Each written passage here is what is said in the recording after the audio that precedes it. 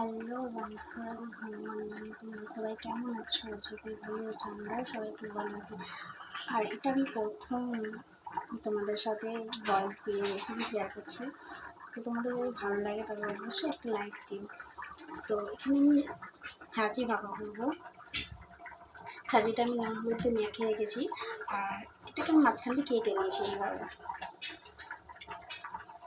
কেটে নিয়েছি। আর আমি এটার মধ্যে একটা পুরো দেবো, সেটা হচ্ছে আমার সর্ষে আর কাঁচা লঙ্কা।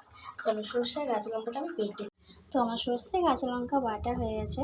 এবার দেখো আমি এইভাবে এটা দিয়েছি, দেখতে পাচ্ছ?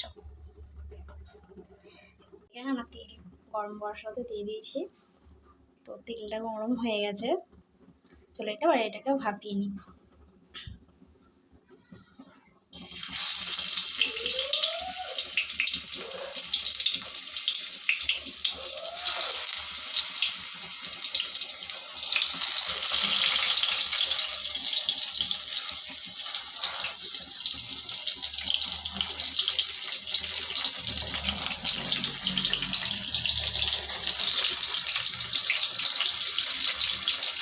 এবার এটাকে আমি ঢাকা দিয়ে রেখে দেবো। তারপর এবার আমি এইটা এক দিকটা লাল লাল করে ভেজে নিয়েছি, আর এক দিকটাও আমি লাল লাল করে ভেজে নেব। চলো,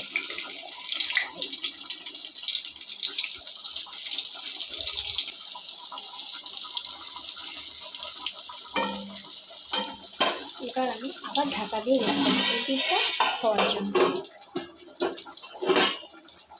দেখো এই পিঠটাও আমি লাল লাল করে ভেজে নিয়েছি, দেখতে দেখো এরকমটা হয়েছে। চলো এটা আবার আমরা নামিয়ে নিই।